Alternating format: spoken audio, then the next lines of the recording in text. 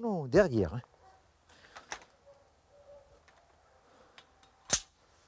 Viens vite. Viens. C'est en bordure de la baie du Mont-Saint-Michel, dans le petit village de Saint-Méloire-des-Ondes, que le rallye du Bas du Buot est établi. Le rallye du Bas du Buot est un équipage de chasse à courre au lapin créé depuis 4 ans seulement. Mais Alain Martin, le maître d'équipage du rallye, élève des bassets fauves de Bretagne depuis 30 ans. Il a développé une grande passion pour ce petit chien typiquement breton aux nombreuses qualités. Oh, bah, les qualités, c'est son nez avant tout, son nez, et puis bon, bah, sa ténacité au fourré, et puis sa hargne de chasse. C'est un chien qui est tenace. Il ne s'avoue jamais battu, quoi. Ça, on le voit assez souvent dans les... Aussi bien en travail, en Coupe de France, à Chassatier, on l'a vu, ils ont quand même gagné 5 Coupes de France pratiquement à suivre. Quoi. Il a un vrai caractère breton, est-ce qu'on peut dire qu'il a un caractère il a eu à une époque un caractère breton, on disait têtu, c'était le fauve qui était assez têtu, mais maintenant on a travaillé avec des souches plus sages, maintenant on aimait bien sous le fouet. Hein. J'ai commencé à tir, bien sûr, comme tout chasseur qui débute. Quoi.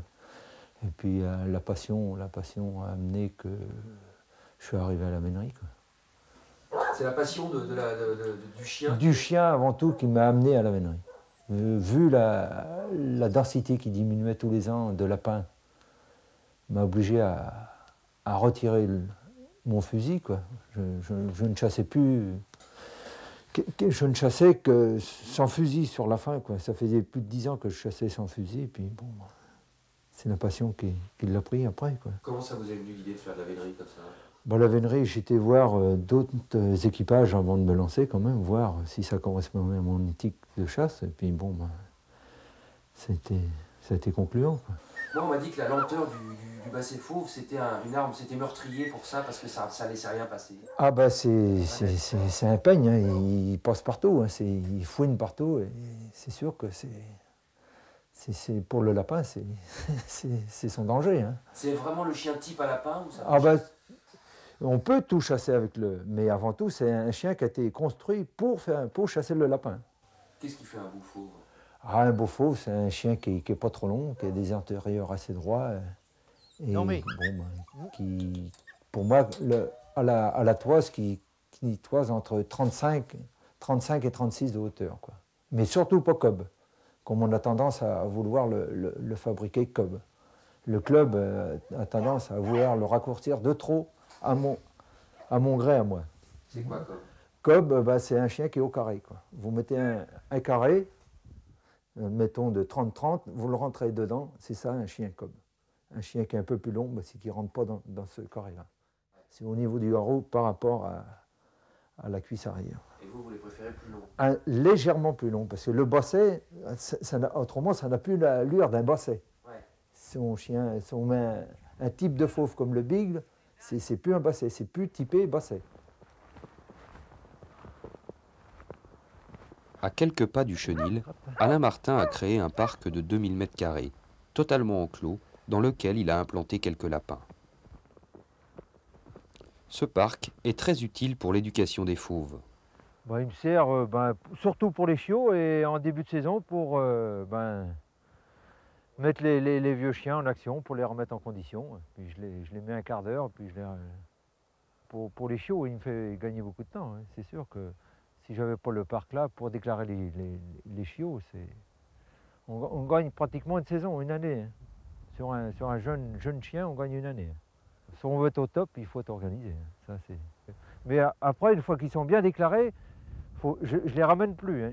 Une fois, vraiment, que de temps en temps, parce qu'autrement, ça devient un jeu. Et ils sont trop habitués à chasser facilement. On doit avoir dans la ligne de l'œil, l'oreille. C'est Marly du bas du bureau, qui est une fille de Image et Pariode. Ce sont une chienne qui sort tous de mon élevage. C'est né à la maison, déclaré dans le parc, et puis comme tout le monde, quoi. Ils passent tous par le parc. Marly, c'est une chienne qui rapproche, hein, qui est un petit peu lente, mais bon, qui est toujours là, qui ne fait pas vraiment des grands éclats, mais bon, qui est toujours là, hein, qui est toujours en action. Dans les défauts aussi. C'est pas une super chienne, mais vaut mieux avoir une qualité de chien au-dessus de la moyenne que d'avoir un bon et puis une dizaine de moyens, quoi. Hop. Marly, viens là, viens avec moi là.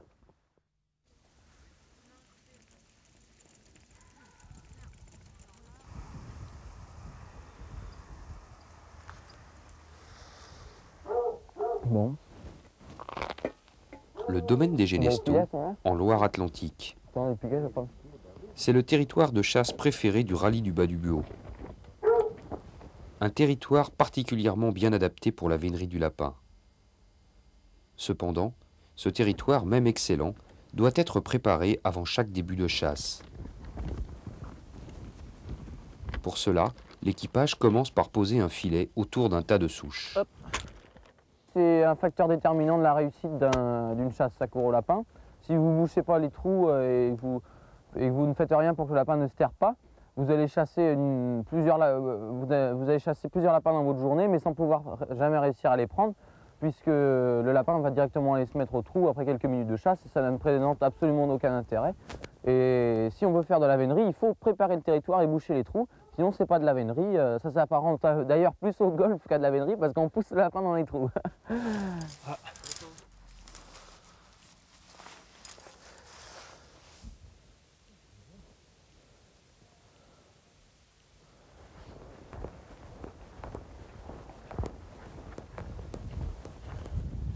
Après la pose du filet, Sylvain Martin, parfait homonyme du maître d'équipage Alain Martin, va inspecter une garenne et là, il bouche les trous.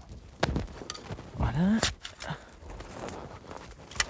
Le soir venu, après la chasse, les lapins viendront regratter et déboucheront facilement leur garenne.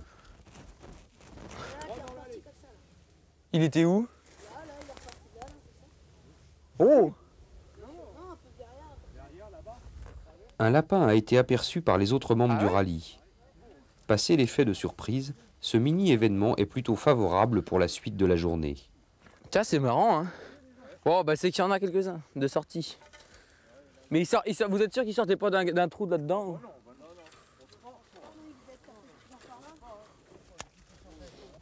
La neige est fondue.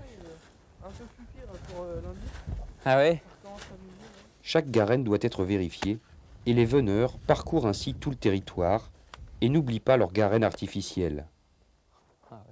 Ah ouais, regarde ça, le tour là, ils font le tour, hein. Ils font le tour. Ah là là, ouais, plus qu'avant, hein. Des petits tuyaux en ciment comme entrée de terrier et une ardoise comme bouche-trou, enlevée bien évidemment après la chasse le soir. Tout ce travail de préparation est indispensable, mais parfois insuffisant. On ne veut pas que le lapin se terre, mais il peut arriver qu'il y ait des trous qui aient été oubliés.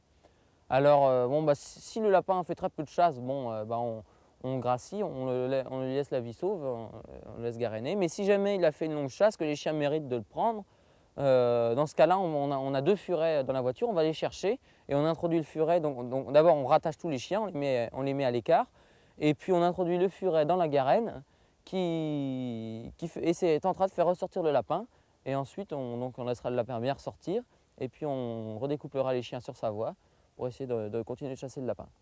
Aussi, on a un petit chien de déterrage, parfois si le lapin se met dans un tas de bois, qui peut nous permettre de faire ressortir le lapin ou de le localiser pour essayer de l'attraper et de le faire ressortir. Moi, la Madec, on va pas l'attendre. Hein, allez. Bon, et écoutez, Monsieur Bureau, d'abord, on vous remercie de pouvoir venir chasser chez vous. Bon, alors, Alain Martin, le maître d'équipage, donc, il m'a même vous demandé de respecter quelques règles afin que la journée se déroule le mieux possible. Donc, on est réunis pour essayer de forcer un lapin en respect des règles et des traditions de la vénerie.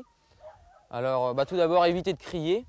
Il faut laisser faire les chiens un maximum, on évite de les tirer. Il faut que ce soit les chiens qui chassent leur animal du début jusqu'à la fin.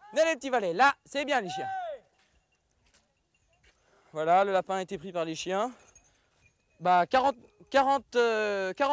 minutes de chasse, il a fait. Après 40 minutes de chasse, l'animal a été pris par les chiens. Bon, on va pouvoir faire une curée, c'est bien. C'est bien notre animal de chasse du début, on le reconnaît par son poil. Voilà. Aïe, aïe, aïe. Aïe, aïe, aïe. Tiens, vas-y, Juka. Un lapin fait entre... les chasses les plus courtes sont d'une demi-heure, mais c'est assez rare. Mais en général, un lapin fait... la moyenne se situe environ à 3 quarts d'heure de chasse, mais certaines fois, on fait des chasses d'1h30 par mauvaise voie, qui sont souvent les plus belles chasses d'ailleurs, parce que le travail du chien est alors très minutieux. On a même fait des chasses qui ont duré 2 heures certaines fois. C'est dû à un travail remarquable des chiens dans des conditions très mauvaises en général. C'est-à-dire que ce sont des jours où les conditions atmosphériques font que la voie est très mauvaise. Et donc les chiens ne peuvent pas poursuivre l'animal rapidement. C'est ce qui fait qu'on met autant de temps à prendre les lapins des fois. Mais c'est là qu'il faut les meilleurs chiens parce que, si vous voulez, l'animal en profite pour ruser. Comme il sait qu'il ne laisse pas beaucoup d'odeur, il a de l'avance. Ça demande un travail, une très grande finesse de nez des chiens. Quand on a commencé à chasser, nous on partait du principe qu'il fallait peu de lapins parce que on voulait absolument éviter le change, mais on se rend compte que, bon, certes, on a peu de chances de faire change quand il y a peu de lapins. Cependant, si le change intervient, il est beaucoup plus difficile à contrôler. Tandis que si on chasse on s'est rendu compte qu'en chassant dans des territoires très riches en lapins, les chiens finissaient par, les 3 premiers quarts d'heure, chasser un petit peu tous les lapins et avaient du mal à s'ameuter, mais au bout de 3 quarts d'heure, ils finissaient par en échauffer un. Et on arrive à parfois voir les chiens marquer le change comme en grande vénerie, chose qu'on pensait impossible, mais en fait, on se rend compte que dans tous les animaux, en chassant tous les animaux, on peut avoir ce qu'on appelle des chiens de chance, c'est-à-dire des chiens qui maintiennent le même animal. C'est très difficile à voir, mais avec des facteurs particuliers sur le territoire, et en particulier une très forte population de lapins, les chiens arrivent à marquer le change et à conserver leur animal. Si vous voulez, à force de voir des lapins leur gicler devant le nez tous les 10 mètres, ils finissent par se calmer et réfléchir à comment ils peuvent procéder pour prendre leur animal. Je pense qu'on a un lot de chien correct, en tout cas on aime chasser avec ce lot de chien. C'est un lot de chien, je pense, qui a une façon de chasser très particulière, qui est faite par rapport à nos... Si vous voulez, nos chiens sont à notre image. Mais je crois que nous, on arrive à en faire quelque chose avec ces chiens-là, mais ce n'est pas dit que certaines autres personnes arriveraient à en faire quelque chose de ces chiens. Parce qu'ils ont une façon de chasser très particulière, c'est une origine de chien rapprocheur. Et donc c'est un chien qui demande beaucoup d'observation pour pouvoir déterminer si les chiens sont sur la bonne voie. Par contre, c'est pas dit qu'on arriverait à faire les mêmes chasses avec les chiens des autres qui sont pourtant excellents. Si vous voulez, chaque personne, à mon avis, a son type de chien et sa façon de chasser. Nous, on a trouvé notre type de chien qui nous plaît, qui est fait pour chasser dans des territoires très fourrés, très durs. Et on pense avoir des chiens qui ont une grande qualité, c'est la finesse de nez. Et la finesse de nez. Ils ont des défauts aussi. Parfois, certains les qualifient parfois d'un peu chauds, mais comme on les connaît très bien, pour nous, c'est pas un très gros problème. Parfois, peut-être aussi, bon, ce ne sont pas des chiens d'ordre, donc ce sont des chiens qui sont un petit peu têtus, comme on dit. On ne peut pas avoir la même obéissance qu'avec des chiens d'ordre. À l'origine, ce n'est pas un chien de vénerie, le basset fauve de Bretagne. Nous, on essaye d'en faire un chien de vénerie. On y arrive à force de persévérance. Mais croyez-moi, les premières années qu'on a chassées, c'était pas une chose facile.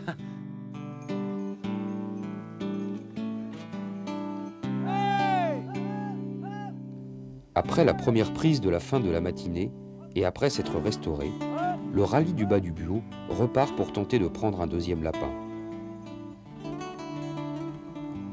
Le maître d'équipage et son adjoint soutiennent les chiens tout en restant près d'eux afin de bien suivre leur travail. Une tâche parfois compliquée, mais indispensable pour motiver les fauves. Indispensable et aussi très importante pour les créancer dans la voie du lapin. Les chiens ne doivent chasser que le lapin et surtout ne pas partir sur un autre animal. L'expérience des années de chasse d'Alain porte ses fruits et aujourd'hui, la journée est parfaite puisque le rallye du bas du Buau prend un deuxième animal.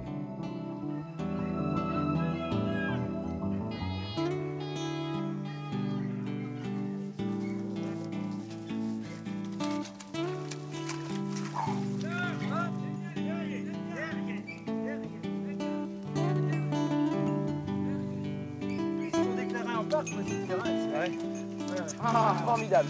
Ah, super. Ah, les petits voisins. Ah, les petits jeunes chiens. Là. Bon, bah, on va pouvoir arrêter là. Hein. C'est bien. C'est une très très belle chasse. Un animal forcé, bien dans les règles de la vénerie.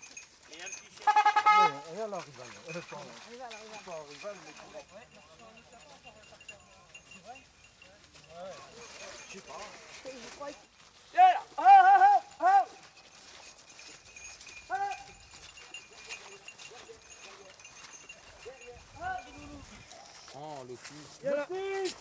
Allez, petit loulou.